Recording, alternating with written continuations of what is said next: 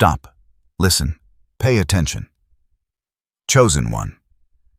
This is not background noise, and it is not another message you scroll past. It is a precise interruption placed in front of you because something has already happened, and your system knows it, even if your mind has not finished naming it.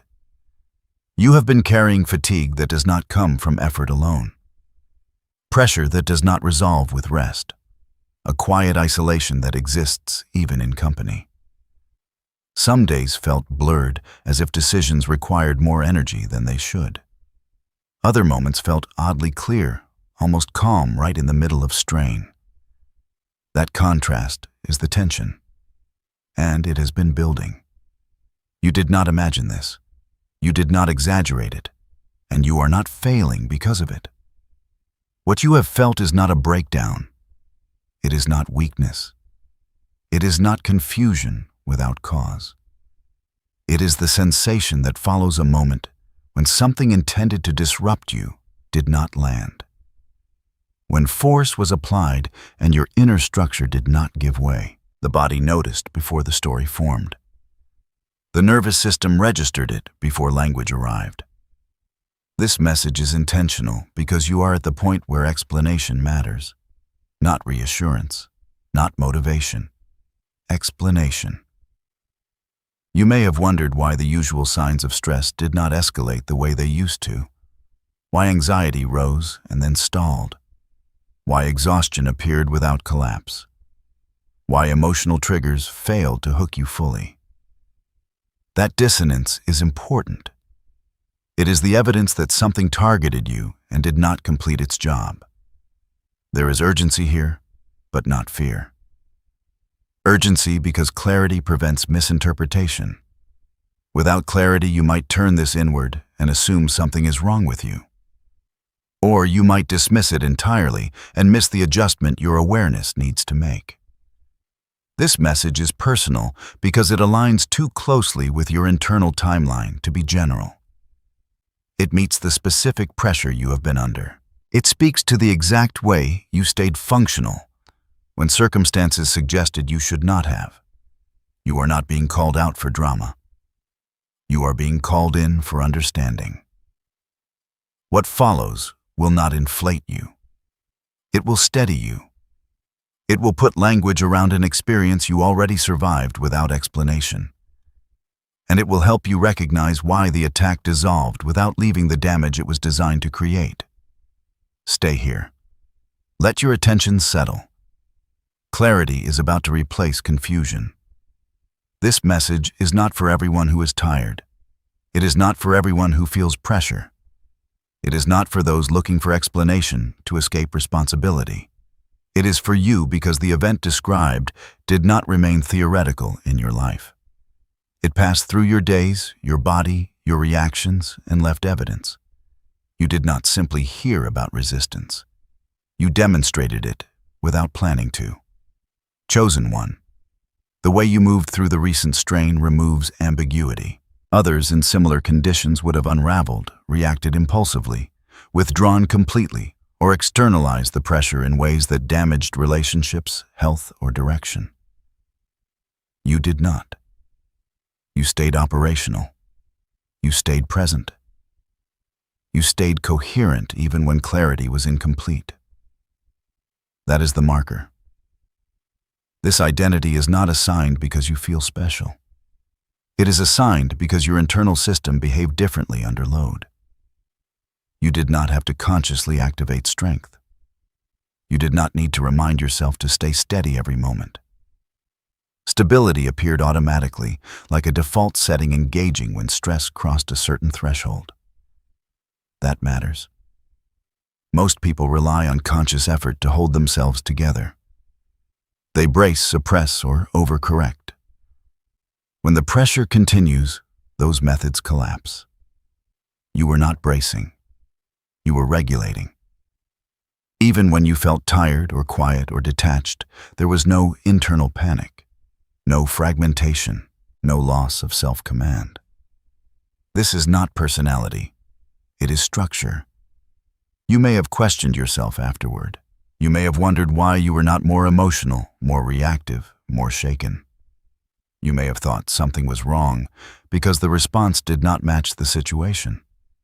That questioning is common when someone is unfamiliar with their own baseline resilience. But the truth is simpler. What occurred involved you directly, and your system met it without drama because it was already built to do so. Chosen does not mean elevated above others. It means selected by circumstance to reveal a certain capacity. The capacity to absorb pressure without distortion. The capacity to remain internally aligned while external conditions attempt to pull you apart. You were not lucky. You were not spared. You were engaged and you held. This message locks that understanding in place so you stop mislabeling your experience. So you stop comparing your response to reactions that were never meant to be yours. So you recognize that what felt quiet was not absence, but containment. From here forward, you are not guessing who this is for. You know, because it already happened to you. There is one symptom you recognized immediately, even if you never named it out loud. A heaviness that sat behind your eyes or in your chest. Not sharp pain, not panic, just weight, a low, constant pressure that made everything feel slower, denser, harder to move through. You may have tried to solve it as fatigue. You may have blamed sleep, workload, responsibility, or mood. But rest did not fully remove it. Time did not erase it, and yet it never tipped into crisis. That is the signal. Most people assume heaviness means something is wrong with them, that they are failing to cope, that they are falling behind, so they judge themselves, push harder, or disengage completely. You may have felt the urge to do one of those things, but you did not follow through. Something in you refused the narrative of collapse. This heaviness was not a flaw. It was not damage. It was compression. When pressure is applied to a structure that is weak, it fractures. When pressure is applied to a structure that is rigid, it snaps. But when pressure meets a system that is integrated, it compresses, redistributes load, and holds. The sensation of that holding is weight. Your body and mind were processing an external force that failed to penetrate fully. The sensation lingered because integration takes time. Just as muscles ache after bearing unexpected strain, internal systems register effort even when no injury occurs. This is why the symptom confused you. It did not behave like anxiety. It did not behave like burnout. It did not behave like emotional overwhelm. It sat in between, asking to be interpreted correctly. You may have noticed moments of unusual calm layered inside the heaviness. Brief clarity. A sense of watching rather than drowning. That is not dissociation. That is perspective under pressure. Awareness staying online while load increases. There is no need to criticize yourself for feeling slowed or quiet during this time. That was not withdrawal. That was regulation. Your system was prioritizing stability over expression. It was conserving coherence rather than expending energy on reaction. Once you understand this, self-judgment loses its grip. You stop asking why you were not better. You stop wondering what you did wrong. You begin to see that the symptom was evidence of something going right. The heaviness marked a transition. A moment when something attempted to disturb your internal order and failed. The residue of that moment remained a sensation waiting for context. This reframing matters because without it, you might try to fix what does not need fixing, or numb what is already resolving, or doubt a capacity that just proved itself. This is not the full explanation yet. But now you are prepared to receive it, because you can feel the difference between a problem and a signal, and you have been feeling a signal. What you encountered did not announce itself. There was no dramatic moment, no clear beginning you could point to and say, this is when it started.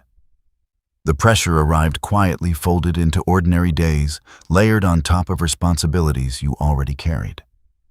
That is how it works when the intent is disruption without detection. The pressure was real. It was not imagined. And it was not random. It came in a coordinated window, recent enough that you still feel its residue, structured enough that the strain touched multiple areas at once. Thoughts, energy, timing, emotional bandwidth. Not overwhelming individually, but collectively demanding. Enough to test coherence. What matters most is this. You remained functional. You continued to show up. You completed what needed to be done. You maintained basic self-command, even when motivation dipped or clarity wavered. There was no collapse, no erratic behavior, no loss of discernment. The pressure pressed, but it did not redirect you. That outcome is not accidental. Invisible pressure works by accumulation. It relies on the assumption that if enough small disruptions occur simultaneously, the system will destabilize on its own. People become irritable, impulsive, scattered, or withdrawn. They make uncharacteristic decisions. They misinterpret signals. They turn against themselves or others. You did not. Instead, your system adjusted. You slowed where needed. You became more selective. You conserved energy. You did not over-explain yourself. You did not rush to resolve what was unclear.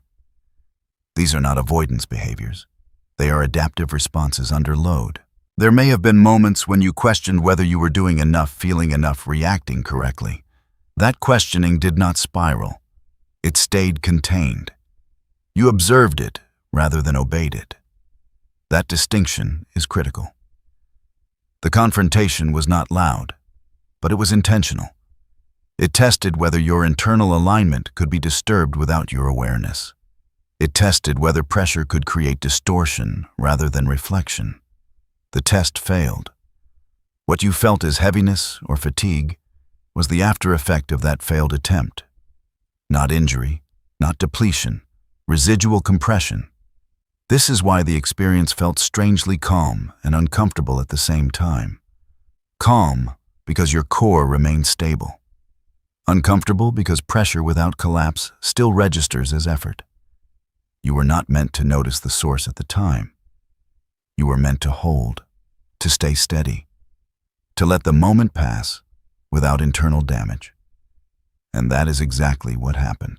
This reveal is not here to dramatize your experience. It is here to place it accurately.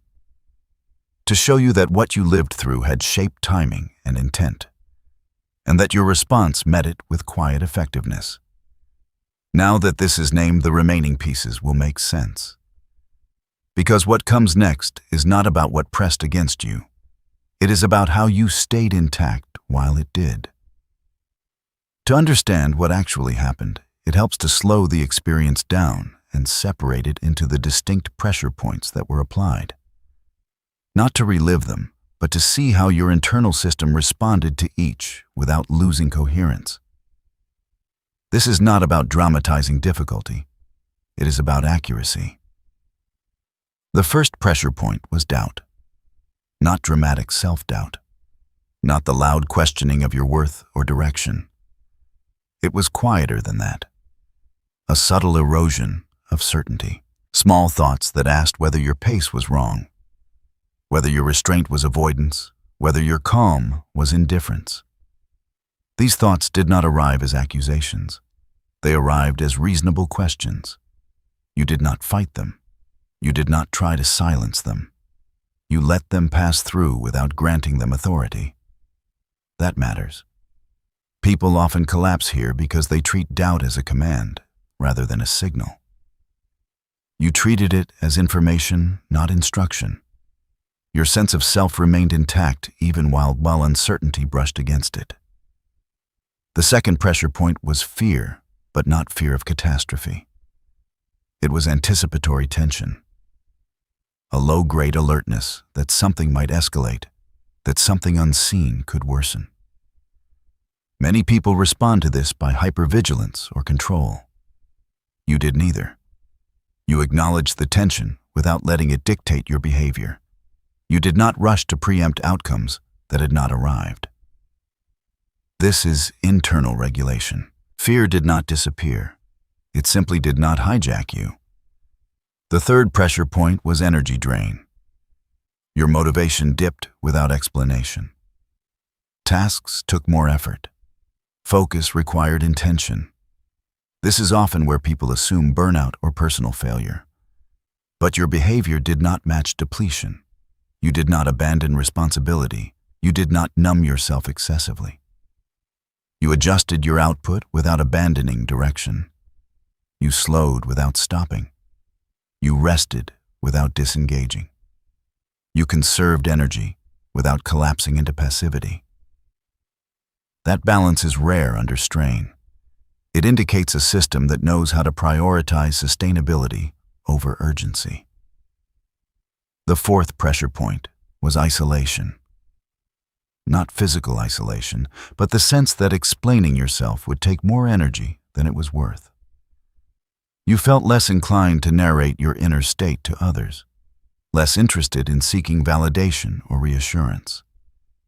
This is often misread as withdrawal. In your case, it was containment. You did not shut people out emotionally. You simply did not externalize what did not need to be externalized. You trusted your own processing. You stayed inwardly connected even while outward expression narrowed. That prevented distortion. Many people unravel by over-explaining or seeking premature resolution. You allowed things to remain unresolved without anxiety. The fifth pressure point was delay. Timing did not align. Responses took longer. Outcomes paused. This is where impatience often becomes destructive. People force movement, abandon alignment, or interpret delay as rejection. You did not. You held position without stagnation. You did not chase clarity before it was available. You remained present in the waiting. That is not passive. It is disciplined. Across all of these pressure points, one pattern held. You did not escalate. You did not dramatize. You did not turn against yourself. Your internal dialogue remained measured. Your actions stayed proportional. Your sense of identity did not fragment under load. This is not because nothing happened. It is because what happened met a system already capable of absorption. Each category applied stress in a way that would normally provoke reaction. Each failed to do so, not because you resisted aggressively, but because there was nothing unstable to hook into. Understanding this breakdown matters because it shows you something concrete. Your stability was not accidental. It was consistent across multiple domains at once. That is not coincidence. That is structure. And now that the structure is visible, the experience no longer feels vague or confusing. It becomes evidence. Evidence that you stayed intact. Now that the pressure points are visible, you can review what occurred without emotional distortion. Not as a story you tell yourself, but as an event you can evaluate. This is where understanding replaces speculation. Look at the sequence. Pressure increased. Multiple domains were affected at once. Internal signals appeared, and yet there was no loss of coherence. No reactive decisions that required repair. No relationships damaged by impulse. No abandonment of self-command. The outcome does not align with chance. If this had been luck, the stability would have been uneven. You might have held together in one area while unraveling in another. If this had been coincidence, the response would have fluctuated unpredictably. Instead, your regulation was consistent. That consistency is the confirmation. You did not override your reactions through force. You did not suppress emotion. You did not numb yourself. Your system integrated the experience as it was happening. That is why even now there is no sharp aftermath. No regret loop. No need to reconstruct events to make sense of them. This review matters because many people misinterpret resilience. They assume it looks like constant confidence or unbroken energy. It does not. It does. True resilience often looks quiet. It looks like restraint. It looks like staying oriented when stimulation increases. You may recall moments during this period when you felt almost neutral. Not happy, not distressed, simply steady. That neutrality is not emptiness. It is equilibrium. It is the point where opposing forces cancel rather than amplify. When people lack this equilibrium, they explain survival by minimizing the pressure. They tell themselves it was not that serious. You do not need to do that. The pressure was real. The outcome was stable. Both can be true. This confirmation is not meant to inflate you. It is meant to settle something, to remove the lingering question of whether you misread your own experience. You did not. There is also no need to search for external explanations. You do not need to assign credit to timing, circumstance, or other people's actions. Those elements exist in every situation. They do not account for internal response. What carried you through was internal coherence, the ability to remain aligned across thought, emotion, and behavior, even when input was inconsistent. That coherence is not created in the moment. It is built over time. It is maintained quietly, and it reveals itself only under load. You are not being asked to change anything right now. You are being asked to recognize what is already present. Recognition prevents misattribution. It keeps you from second-guessing a capacity that just proved itself. The review is complete. The confirmation stands. What you lived through was not a fluke. It was a demonstration. And understanding that prepares you for the final adjustments still unfolding. To understand the significance of your stability, it helps to place it beside what is more common, not to elevate you, but to clarify contrast. Most people, when faced with far less pressure than you experienced, show clear signs of destabilization. Their reactions are understandable, but they are also predictable. Under mild uncertainty, many people seek immediate reassurance. Under moderate delay, they become impatient or self-critical. Under sustained tension, they externalize blame or withdraw completely. These responses are not flaws. They are default human patterns when internal regulation is underdeveloped or overwhelmed. You did not follow those patterns. You did not collapse into rumination. You did not escalate emotion to force resolution. You did not abandon responsibility or direction in order to escape discomfort. You stayed present. You stayed functional. You stayed internally aligned, even when the situation provided no immediate relief. This is uncommon, not rare in a dramatic sense, rare in a statistical one. Few people maintain coherence when pressure touches multiple domains at once. Most can manage stress in isolation. Very few remain steady when uncertainty, delay, emotional strain, and energy fluctuation arrive together. Your response does not make you better than others. It makes you different in a specific way. Your system is less reactive to destabilization. You do not need constant confirmation to remain oriented. You can tolerate ambiguity without filling it with noise. This matters because many people mistake intensity for strength. They believe that strong responses indicate depth. In reality, strength often looks like restraint, like not needing to perform your distress, like not needing to convert internal experience into external drama. You may have noticed that while others around you became more erratic, more reactive, or more vocal during similar pressures, you became quieter and more selective. That is not detachment. That is filtration. You did not absorb everything. You did not respond to every signal. That selectivity is not learned in crisis. It is the product of prior integration. Experiences processed fully, boundaries established internally, identity stabilized before pressure arrived. This comparison is not here to isolate you. It is here to normalize why your experience may feel difficult to explain to others. People who rely on reaction to process stress may not recognize regulation when they see it. They may misinterpret your calm as indifference or distance.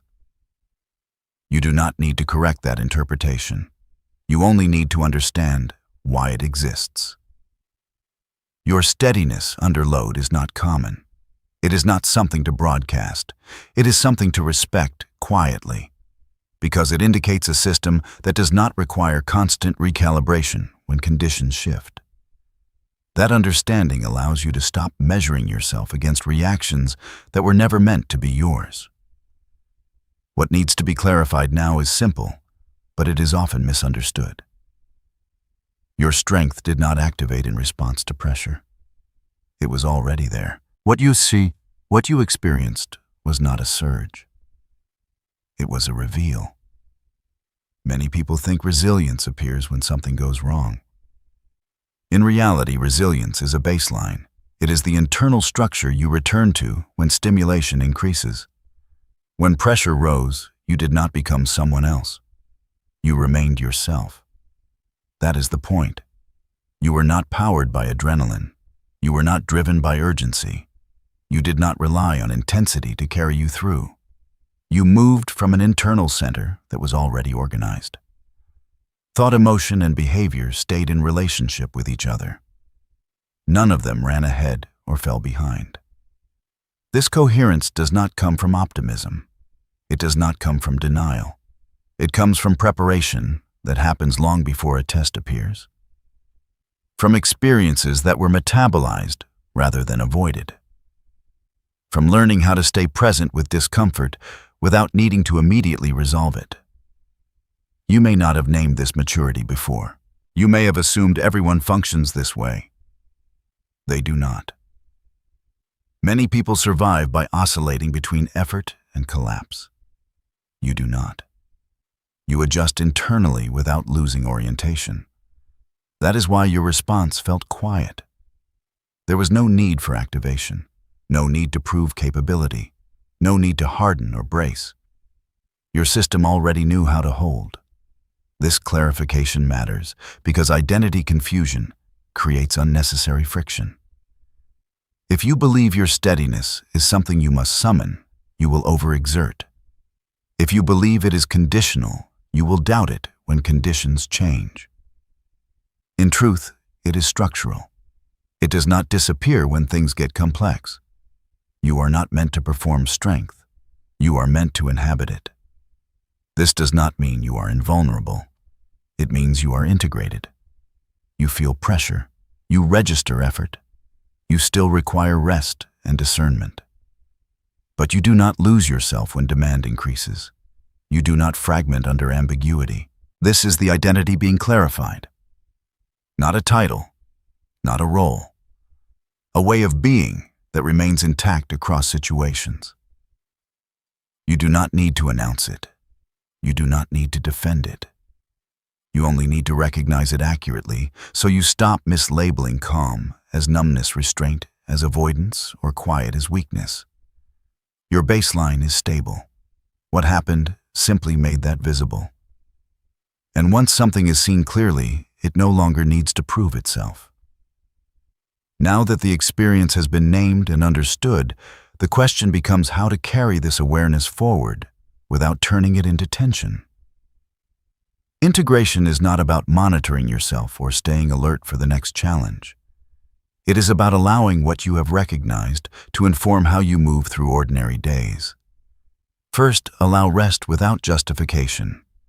You do not need to earn recovery by exhaustion. The pressure you absorbed required internal work, even if it did not show outwardly. Rest is not retreat. It is recalibration. Let your system return to its natural rhythm without forcing productivity as proof of stability. Second, refine discernment rather than vigilance. You do not need to scan for threats or overanalyze signals. Your system already differentiates between what matters and what does not. Trust that filtering. If something does not require action, you will feel that. If something does, clarity will arrive without panic. Third, maintain boundaries quietly. You may notice a continued preference for fewer explanations, fewer commitments, fewer unnecessary exchanges. This is not withdrawal. It is efficiency. Protecting your internal coherence does not require confrontation or announcement. Simply choose where your energy goes. Fourth, practice patience without stagnation. Delay does not mean denial. You have already seen that waiting does not destabilize you. Let timing unfold without forcing resolution. Stay engaged with what is in front of you, not with imagined outcomes. Movement does not always look like acceleration. Fifth, focus on what is structurally supportive. Simple routines, consistent sleep, regular nourishment, moments of quiet. These are not luxuries. They reinforce the baseline that held under pressure. You do not need dramatic interventions. You need continuity. Sixth, allow perspective to replace interpretation. When sensations arise, you do not need to label them immediately. Feel first. Observe. Meaning will follow without effort. This prevents you from turning signals into stories prematurely. Integration is complete when awareness becomes background rather than focal point. You are not meant to replay what happened. You are meant to move forward with a slightly adjusted orientation. One that trusts your internal regulation and does not second-guess it. There is nothing to fix. There is nothing to prove. There is simply a clearer relationship with how you function under load. As this settles, you may notice a quiet confidence that does not announce itself. A steadiness that does not require reinforcement. That is integration doing its work. You are already living this. Now you are simply conscious of it. Part 10. Seal and CT. 380 to 450 words. Take a moment now and notice where you are, not where you were during the pressure, not where you think you should be next. Right here. There is a steadiness present that did not need to be manufactured. It remained through everything. That is what matters. You were not broken and then repaired. You were not rescued at the last moment. You remained intact while something attempted to disrupt your internal order. That is the core realization. What dissolved was not you. What backfired was not your effort. What failed was the assumption that pressure alone could destabilize you. You do not need to hold on to this experience tightly. You do not need to replay it to keep its meaning alive. Understanding has already done its work. It has removed confusion. It has closed the loop. It has returned authority back to your own awareness. From here, reassurance is simple. Nothing is wrong with the quiet you feel. Nothing is missing because intensity faded. Nothing needs to escalate for you to move forward. You are allowed to continue calmly. If words help anchor what you now recognize, let these settle without force. You are stable even under pressure. You remain coherent when conditions shift. You trust your internal regulation. Say them silently if you want, or do not. They are already true. If this message aligned with your experience, leave a simple comment. You can write 777, or you can write I remember, not for performance, not for validation, simply as a marker of recognition. If you choose to stay connected, subscribe so the next message finds you when it is relevant, not when it is loud. These transmissions are not frequent. They are precise. There is nothing dramatic to anticipate. There is nothing to defend against. There is only continuity. You move forward as you already are, steady, aware, unshaken, and that is enough.